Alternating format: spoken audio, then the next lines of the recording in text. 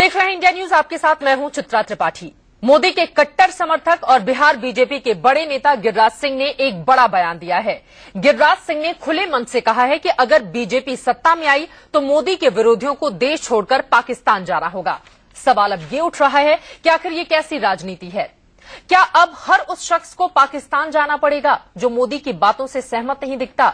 क्या मोदी के विरोध की राजनीति करने वाले राहुल गांधी, मुलायम सिंह यादव, लालू प्रसाद यादव, शरद पवार जैसे नेताओं को नया ठिकाना खोजना पड़ेगा? अगर कोई बीजेपी को वोट नहीं देता है तो क्या उसे पाकिस्तान जाना होगा? आज बीच बहस में हम इसी मुद्दे पर चर्चा करेंगे। हमारा सवाल है कि आखिर वोट के लिए ये कैसी भाषा है? जो लोग नरेंद्र मोदी को रोकना चाहते हैं वो पाकिस्तान देख रहे हैं। आने वाले दिन में ऐसे लोगों के लिए जगह हिंदुस्तान में नहीं, झारखंड में नहीं, बल्कि पाकिस्तान में होगा। जो लोग पाकिस्तान परस्त हैं, वही लोग नरेंद्र मोदी को रोकना चाहते हैं। जो लोग नहीं चाहते कि पाकिस्तान भारत के सामने घुटने टेके, वो वही लोग हैं जिनका मक्का मदीना पाकिस्तान है। राजनीतिक मक्का मदीना पाकिस्तान है। देश में नरेंद्र मोदी को बनाने के लिए और पाकिस्तान को धूल चटाने के लिए एक एक वोट आपने।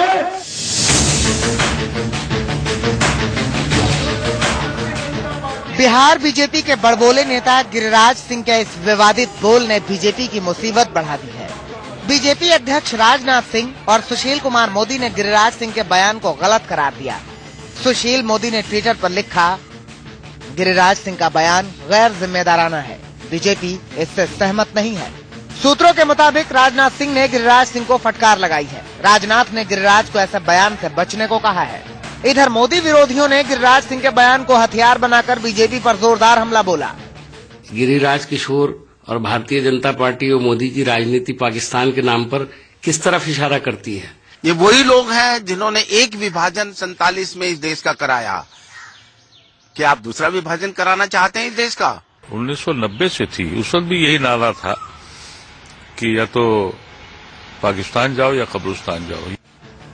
गिरिराज सिंह ने मोदी विरोधियों को पाकिस्तान भेजने वाला ये बयान एक नहीं दो रैलियों में दिया। पहले झारखंड के देवघर में कहा, जहां की रैली में बीजेपी के पूर्व अध्यक्ष नितिन गडकरी भी मौजूद थे। बोकारो रैली में उन्हें बोलने का फिर मौका मिला तो फिर से गिरिराज ने मुंह से आग उगल दी। मुकुंद पंडित, देवघर, इंडिया न्यूज। राजनीतिक मक्का मदीना पाकिस्तान। गिरिराज सिंह के इस बयान पर पार्टी के अंदर और बाहर घमासान मचा तो गिरिराज सिंह ने सफाई दे दी। गिरिराज ने अपने बयान को किस तरह से गोलमोल घुमा दिया, सुनिए। मैंने यही कहा, देश के अंदर भी एक कई ताकतें हैं जो पाकिस्तान परस्त हैं और वो पाकिस्तान को अपना मक्का मदीना मानते हैं। वैसे लोगों को भारत में देशद्रोही ही कहा जाएगा। वो नरेंद्र मोदी को रोकना चाहते हैं। हमने तो यही कहा। अपना वोट बैंक बढ़ाने के लिए क्या साम दाम दंड भेद हर नीति अपनाएगी बीजेपी? इसी मुद्दे पर चर्चा हम करेंगे। तमाम खास मेहमान इस वक्त हमारे साथ जुड़ चुके हैं, उनका परिचय मैं आपसे करवा देती हूं। हमारे साथ स्टूडियो में मौजूद हैं आलोक शर्मा जी, कांग्रेस के स्पोक्स पर्सन। इसके अलावा प्रेम शुक्ला जी, सामना के एडिटर, हमारे साथ मुंबई से मौजूद हैं। और समाजवादी पार्टी के नेता रविदास मल्होत्रा जी हमारे साथ लखनऊ से मौजूद हैं। सबसे पहले प्रेम शुक्ला जी, आपका ही रुख कर लेती हूं मैं। चूंकि एनडीए को 2009 में सिर्फ तकरीबन 10 करोड़ के आसपास वोट मिले थे, तो बीजेपी को जो वोट नहीं देगा वो पाकिस्तान जाने की तैयारी कर ली। वोट बैंक के लिए क्या क्या करेंगे आप लोग? नहीं, ये देखिए, ये कोई एनडीए का और भारतीय जनता पार्टी का एजेंडा नहीं है। एक नेता ने गलत बयानी की है जी, और स्वयं राजनाथ सिंह जी जो उसके राष्ट्रीय अध्यक्ष हैं, वो भी इस गलत बयानी के पक्ष में नहीं है। सुशील कुमार मोदी जो उस पटना में और बिहार भारतीय जनता पार्टी के प्रभारी हैं, उन्होंने भी इस बयान की मजम्मत की है। ये जो है, किसी कहा नहीं जा सकता कि जो कोई भारतीय जनता पार्टी एनडीए को वोट नहीं देगा वो पाकिस्तान चले जाए, श्रीलंका चले जाए, बांग्लादेश चले जाए, ये बयान नहीं हो सकता। हाँ, पाकिस्तान परस्तों को पाकिस्तान जाना चाहिए, ये बात तो समझ में आती है कि कोई पाकिस्तान परस्ती कर रहा है वो पाकिस्तान चला जाए, कोई बांग्लादेश परस्ती कर रहा है वो बांग्लादेश चले जाए, लेकिन कोई हमारा लोकतांत्रिक विरोध कर रहा है तो ये देश छोड़कर चला जाए, इस राय से कोई राष्ट्रीय जनतांत्रिक गठबंधन में भी सहमत नहीं हो सकता। चलिए दूसरे सवाल के साथ मैं आती हूँ। इस बीच हमारे साथ एक और खास मेहमान जुड़ चुके हैं, अजय आलोक जी, जेडीयू के नेता। लेकिन उसके पहले एक और सवाल आपसे ही मेरा है, प्रेम शुक्ला जी, क्या आपको लगता है गिरिराज सिंह को माफी मांगनी चाहिए देश से? जी, देश से माफी मांगने की जरूरत तो निश्चित तौर पर, अगर लोकतांत्रिक व्यवस्था है तो उसमें उनको खेद निश्चित तौर पर प्रकट करना चाहिए। अगर कभी मुझसे जो है कोई गलती हो गई और मेरे ध्यान में आ गया तो मुझे क्षमा मांगना चाहिए। हर किसी से गलतियां होती है और जबानी गलती अगर की है तो क्षमा मांगना चाहिए, क्योंकि लोकतांत्रिक व्यवस्था में हम सबको जो है विश्वास प्रकट करना ये भी चुनाव के संदर्भ में अत्यावश्यक है। लेकिन जुबानी गलती की होती तब तो दो रैलियों में उन्होंने खुलेआम सार्वजनिक मंच से इस तरह का भाषण दिया है। आलोक जी, आप इस पर क्या प्रतिक्रिया देंगे? क्या बीजेपी की इसी तरह की स्ट्रैटेजी है, एक नेता कोई और बयान देता है, उस पर जब बहुत ज्यादा बवाल मचता है तो दूसरा बचाव में आ जाता है, जैसा कि राजनाथ सिंह कर रहे हैं? देखिए, बिल्कुल इसमें कहीं कोई दो राय नहीं है। जिस मंच से गिरिराज सिंह जी ने कल इस तरह का वक्तव्य दिया है, उस मंच पर भाजपा के वरिष्ठ नेता भी बैठे हुए थे, नितिन गडकरी जी भी वहीं पर बैठे हुए थे। उन लोगों की उपस्थिति में जब इस तरह का बयान दिया तो वहीं पर उनके वरिष्ठ नेताओं को उस चीज का खंडन करना चाहिए था। लेकिन जब पूरी तरह से मीडिया ने इस इशू को उठा लिया, उसके बाद इस चीज का खंडन होता है। इस तरह के जो वक्तव्य हैं वो कहीं ना कहीं हिटलरवादी मानसिकता की तरफ दिमाग दौड़ाते हैं। ये लोकतंत्र का और हमारे संविधान का, हमारी अभिव्यक्ति की स्वतंत्रता का, क्योंकि अभिव्यक्ति की स्वतंत्रता वोट के रूप में सबसे ज्यादा मानी जाती है कि हम वोट देकर अपना नेतृत्व चुनते हैं।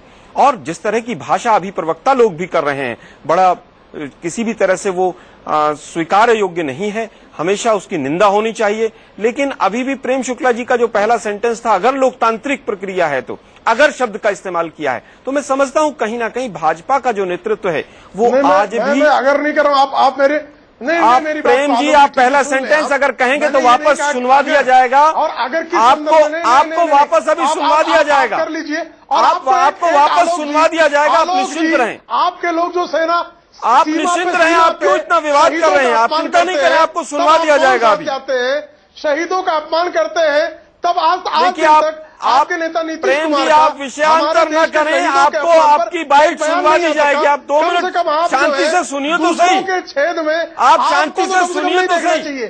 चित्रा जी, भाजपा और खासतौर पर शिवसेना का तो आधार ही इस बात पर है कि किस तरह से उत्तर भारतीयों का विरोध किया जाए, इनका तो आधार ही वो है, तो विरोध ही इनका एक आधार रहा है। उसी तरह की भाषा का प्रयोग आज गिरिराज सिंह जी ने किया है कि पाकिस्तान चले जाएं। आज न्यूज नेशन चैनल पर मैं देख रहा था, न्यूज नेशन चैनल की एक संवाददाता ने उनसे पुनः प्रश्न किया कि क्या आपको माफी नहीं मांगनी चाहिए? उन्होंने कहा कि नहीं, मुझे कोई माफी नहीं मांगनी चाहिए। संवाददाता ने पुनः प्रश्न रिपीट किया कि आपके बड़े लीडर्स कह रहे हैं कि ये चीज गलत है, हम इससे इत्तेफाक नहीं रखते हैं। उन्होंने कहा कोई ट्वीट करे, कोई कुछ भी करे, मैं अपनी बात पर कायम हूं। अब सवाल ये भी खड़ा होता है कि ऐसा तो नहीं ऊपर से हरी झंडी इस बात के लिए दिखाई गई हो, भले ही कुछ नेता विरोध करने, लेकिन हम अपनी ही भाषा पर आगे बढ़ते रहेंगे। प्रेम शुक्ला जी, आती हूं मैं आपके पास। इस वक्त बीजेपी के वरिष्ठ नेता नजमा हेपतुल्ला जी भी हमारे साथ जुड़ चुकी हैं, उनकी मैं प्रतिक्रिया ले लेती हूं। नजमा जी, सबसे बड़ा सवाल ये है, बीजेपी अब किस राजनीति पर आगे बढ़ रही है? वोट बैंक के लिए क्या कुछ भी किया जाएगा? जो लोग नरेंद्र मोदी का विरोध करेंगे उन्हें पाकिस्तान भेज दिया जाएगा? हम लोग कुछ इस बात पे इसके बिल्कुल फेवर में नहीं है, इसके खिलाफ हैं। और आपको क्यों लेना चाहिए? हमारी पार्टी के जो अध्यक्ष हैं जी राजनाथ सिंह जी, और जो हमारे कैंडिडेट हैं प्राइम मिनिस्टर के नरेंद्र मोदी जी, वो क्या भाषा बोल रहे हैं? क्योंकि उन्हीं की भाषा इस देश में कायम रहेगी। नरेंद्र मोदी जी ने अपने पर्सनल इंटरव्यू में इतने विस्तार से कहा कि मेरे मन में किसी के लिए कोई खराब भावना नहीं है, मैं किसी गलत भावना से आगे नहीं राज नहीं करूंगा। और मैं आपको यकीन दिलाती हूं कि नरेंद्र मोदी जी सिर्फ एक किसी भी समुदाय के नहीं बल्कि पूरे देश, भारत देश के प्रधानमंत्री होंगे, वो सबका रिप्रेजेंटेशन करेंगे। चलिए, आपकी बात मैं मान लेती हूँ, लेकिन नजमा जी एक और बात मैं आपको याद दिलाती हूँ। नरेंद्र मोदी ने 27 अक्टूबर को जो पहली रैली बिहार में की थी, मैम इसका जवाब आप दे दीजिएगा। चलिए आप अपनी बात पूरी कर लीजिए, फिर मैं अपना सवाल पूछती हूँ। मुझे बात पूरी जी। देखो, एक है तुम अच्छी एंकर हो, लोगों की पूरी बात सुनने देना चाहिए। डेमोक्रेसी में कुछ लोग फेवर में होते हैं, कुछ अगेंस्ट होते हैं, यही डेमोक्रेसी होती है। और इस डेमोक्रेसी में अगर किसी जूनियर में व्यक्ति ने, जो पार्टी के जो असल प्रवक्ता हैं, उनके अलावा, लीडर्स के अलावा अगर किसी ने ऐसी बात की है तो हम उससे सहमत नहीं है, वो गलत है। मैम लेकिन इस तरह की भाषा की शुरुआत तो नरेंद्र मोदी की ओर से ही की गई थी ना। मैं आपको बताती हूँ, 27 अक्टूबर को पहली बार बिहार के पटना में गांधी मैदान में जो उन्होंने रैली की थी, उसमें उन्होंने कहा था कि अपने विरोधियों को चुन चुन कर निपटाना होगा, जिसके बाद हमने देखा था जेडीयू ने इस पर कड़ी प्रतिक्रिया भी अपनाई थी। अमित शाह पहुंचते हैं पश्चिमी उत्तर प्रदेश, उनका कहना होता है कि हम बदले, ये बदले का चुनाव है। तो जब बड़े लीडर इस तरह की भाषा का प्रयोग करेंगे तो बाकी तो करेंगे ही। हरी झंडी तो ऊपर से दिखाई जा रही है।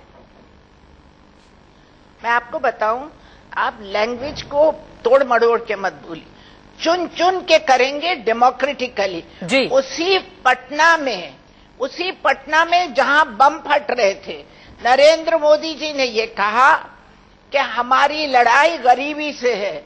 मुसलमानों से पूछा कि आपकी लड़ाई गरीबी से है क्या हिंदुओं से? उन्होंने कहा गरीबी से। हिंदुओं ने कहा कि हमारी लड़ाई गरीबी से है, मुसलमानों से नहीं। तो जो इंसान के ऊपर से बात कह रहा है, डेमोक्रेसी में तो हम सब चुन चुन के हराते ही हैं, चुन चुन के ही हराते हैं। तो डेमोक्रेसी में वोट के जरिए हराना हमारा फर्ज है। चुन चुन कर बदला लेंगे। मैम ये कौन सी भाषा है? मैं आती हूँ आपके पास। अजय आलोक जी जेडीयू के नेता हमारे साथ जुड़े हुए हैं। मैं उसका भी जवाब दे दूं जी, बदले का भी जवाब दे दूं जी। हम बात करते हैं काहे की बदलाव की।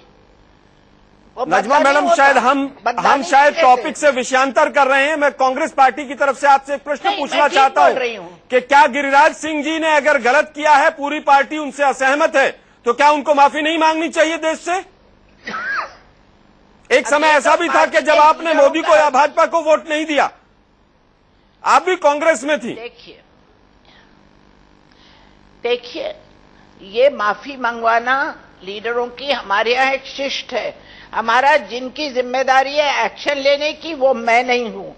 हमारे अध्यक्ष हैं, हमारे प्रेसिडेंट हैं, वाइस प्रेसिडेंट हैं, हमारे उसी बिहाफ में आपसे पूछना चाहता हूँ, भाजपा की प्रवक्ता हैं, क्या आपकी पार्टी उनके खिलाफ कोई एक्शन लेगी, और एक्शन लेगी तो कब तक? क्योंकि भाजपा दूसरों से प्रश्न करने में बहुत विश्वास रखती है। देखिए, हमारे जो प्रवक्ता हैं उन्होंने सीधे तौर पे कहा है मुझसे सहमत नहीं है। मैडम, क्या इतना कह देने से काम चल जाएगा? आपने लगभग 65 से 70% लोग जो भाजपा को वोट नहीं देते हैं, उनको पाकिस्तान जाने की बात कर दी। क्या केवल असहमत कहने से देश की जनता संतुष्ट हो जाएगी? ये कुछ लोगों की समझ अगर खराब हो सकती है तो नेताओं की समझ नहीं है।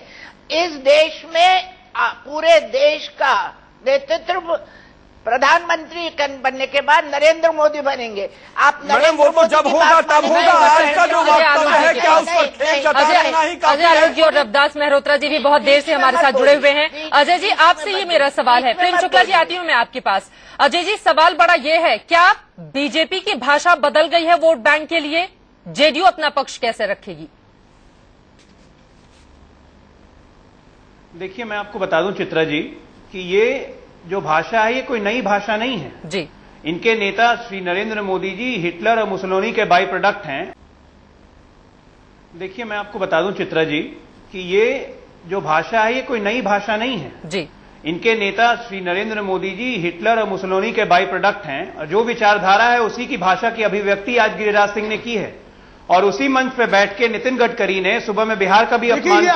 हिटलर और मुसोलिनी जैसे शब्दों का प्रयोग मत कीजिए कम से कम। अमित शाह उत्तर प्रदेश में कहते हैं कि सुनकर आप हिटलर और मुसोलिनी का बाय प्रोडक्ट कह रहे हैं। समस्या क्या बोले नहीं, सुनने में यकीन रखिए प्रेम शुक्ला जी। आप हिटलर और मुसोलिनी कैसे कह सकते हैं? सुनने में यकीन रखिए। कैसे कह सकते हैं? मैं सोनिया गांधी कहूँ क्या? प्रेम शुक्ला जी, सुनने में यकीन यकीन रखिए। आप इनसे पहले माफी मंगवाइए। आप सुनने में यकीन रखिए। बाई प्रोडक्ट कैसे कहते हैं? आप सुनने में यकीन आप हिटलर और मुसोलिनी का बाई प्रोडक्ट कैसे रखूंगा आपको?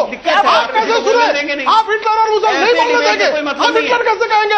आप अजय जी, प्रेम शुक्ला जी, मैं कहती हूँ अजय जी, लेकिन कम से कम आपको ये पता होना चाहिए कि 13 साल से लगातार वो मुख्यमंत्री हैं गुजरात के। इस तरह के शब्दों का इस्तेमाल नरेंद्र मोदी के लिए कम से कम नहीं किया जाए तो ज्यादा अच्छा होगा। प्रेम शुक्ला जी, मैं आती हूँ आपके पास। अजय जी, आप मुसोलिनी और हिटलर बताते हैं और आप समझते हैं कि आज जो नितिन गडकरी जी ने कहा,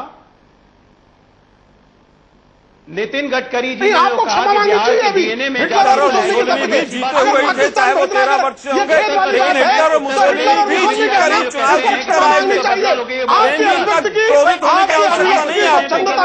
हम स्वतंत्रता नहीं मान सकते। टॉलरेंस नहीं है। आपको मुसोलिनी और हिटलर का सर्टिफिकेट नहीं दे सकते। आपने हिटलर और मुसोलिनी कैसे कहा? अजय जी, लेकिन सवाल ये भी पाकिस्तान का ख्याल रखना चाहिए। कांग्रेस पार्टी भी इस चीज को रिपीट करती है कि वो हिटलर और मुसोलिनी के बाई प्रोडक्ट है। इनको भी माफी आप भी जो और जिस टॉपिक पर हम लोग बहस कर रहे हैं वहाँ पर क्या रह जाएगा अगर भाषा की मर्यादा को इस तरह से तार तार किया जाएगा तो? माफी मांगे, आपने मर्यादा तोड़ी है। चलिए प्रेम शुक्ला जी, आपने जो बातें कही हैं मैं पहुंचा देती हूँ वो।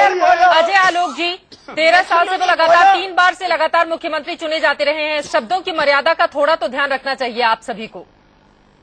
नहीं, आप हिटलर और मुसोलिनी बोल रहे हैं और माफी मंगवा रहे हैं। कह रहा हूँ ये जो भाषा उन्होंने चुनी है, गिरिराज सिंह जी जो भाषा चुनी है जी, वो निंदनीय है। और वो क्यों चुनी है मैं आपको बता रहा हूँ। अमित शाह जी इनके लेफ्टिनेंट उत्तर प्रदेश में, गिरिराज सिंह जी को यहाँ पे मोदी जी का लेफ्टिनेंट माना जाता है बिहार में।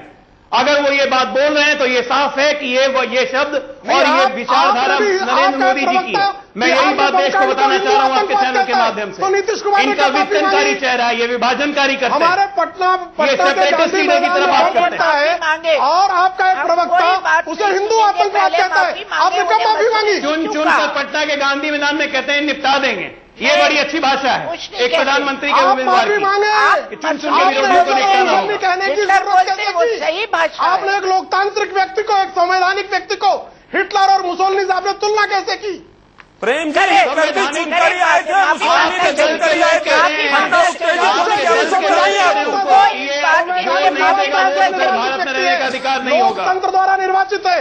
हिटलर और मुसोलिनी भी वोटों के द्वारा निर्वाचित है। चलिए शांत ना हो, एक बार हम रविदास मेहरोत्रा जी के पास चल जाते हैं। अजय आलोक जी की बात से हम कतई इत्तेफाक नहीं रखते हैं और किसी भी लोकतांत्रिक देश में कम से कम बड़े नेता, किसी भी नेता के लिए इस तरह के शब्दों का इस्तेमाल नहीं होना चाहिए। चर्चा विषयांतर हो जाएगी। हम रविदास मेहरोत्रा जी के पास चल चलते हैं। बहुत देर से भी कुछ कहना चाह रहे हैं। प्रेम शुक्ला जी, आती हूँ मैं आपके पास।